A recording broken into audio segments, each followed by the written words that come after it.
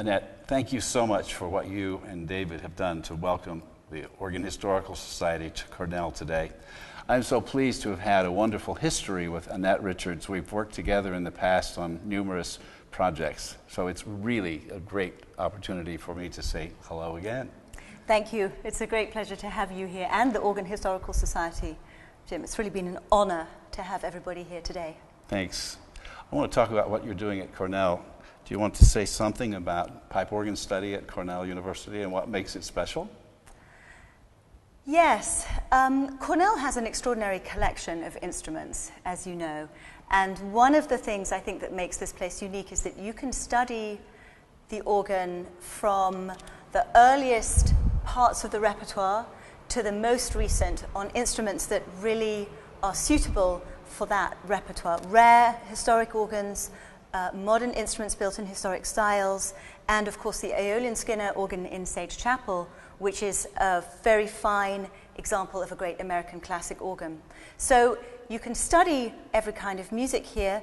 There's an active organ faculty here, of course, but what makes it different from a conservatory setting is that this is a liberal arts university, and undergraduates will tend to come here often not to major in music, but they can fully pursue instrument study, music study, organ study.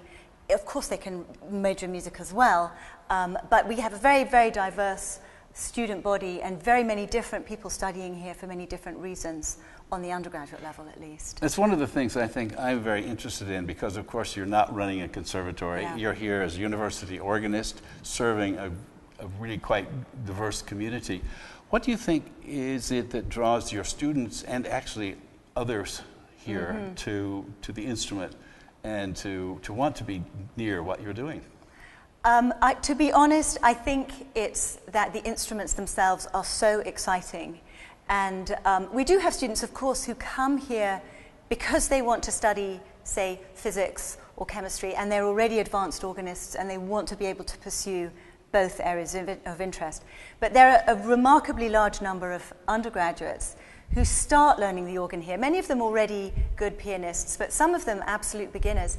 And they come to the organ usually because they're fascinated by the instrument. Of course, they're fascinated by the music too, but many of them are just blown away by the complexity and beauty of the sheer physical object in front of them. So you've got very curious, intellectually curious students here who want to know more about something that combines sort of science and arts and is so inspiring to get your hands on.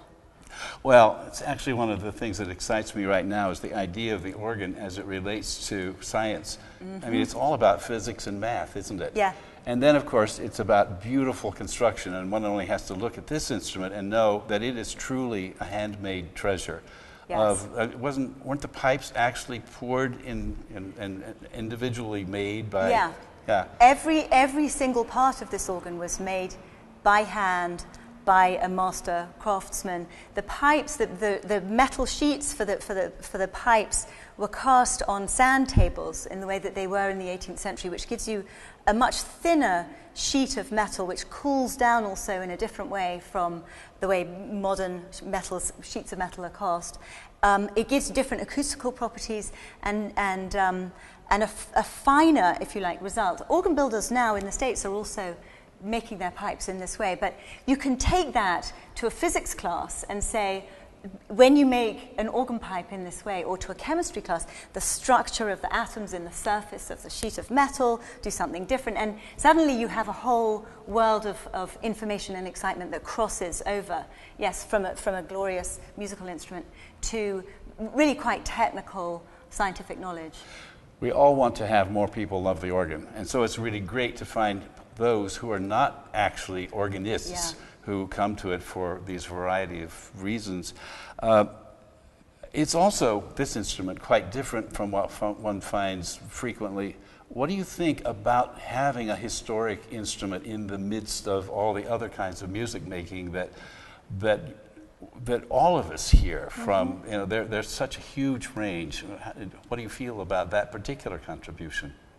Well, I think that the thing that makes an instrument like this really special is the level of craftsmanship that's gone into making it. And that actually it is very like some of the early 19th century American organs, for example, that the Organ Historical Society has done such a lot to preserve and raise interest in. And people respond very quickly to that level of, to that quality, if you like. And I think an instrument like this brings a very particular, very high level kind of quality of sound that people respond to, non-experts and experts alike. And that, I think, is useful and important and inspiring too. It says it's a musical object, but that high level of kind of moving beauty comes from a real technical, really high level technical ability. And that seems to me that's what this instrument does, and tells people an electronic organ, for example, can do many things, but it won't move you in the way that something that has been so carefully crafted by such a skilled artist can do. I feel that way. Well, you've been wonderful about answering my questions. What do you want to say that occurs to you unprompted? I think I just want to say that it's really a privilege to be what I think of as the ultimate organ nerd. I mean, there's nothing better than, the organ is such a fascinating and beautiful instrument, and I think still really has the potential to inspire and really has the potential to teach.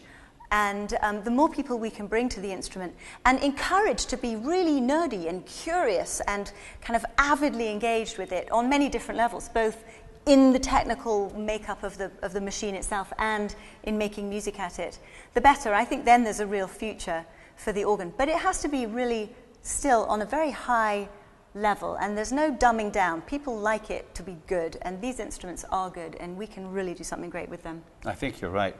Do you have any parting advice for what the Organ Historical Society can do to help your interests and interests of such builders? Well, I think the Organ Historical Society is doing an incredible job, I have to say. I wouldn't presume to advise at all. I can only say I've been inspired, actually, in my own work in some ways, by your group. And of course, here at Cornell, we have a fairly long legacy of engagement with the Organ Historical Society. One of our founders was Don right here. Patterson, exactly, a great member of the Cornell community. So, no, I can only thank you for the wonderful work that you're doing, and hope you continue. Annette, thank you. Thank you, Jim. Thanks very much. Thank you.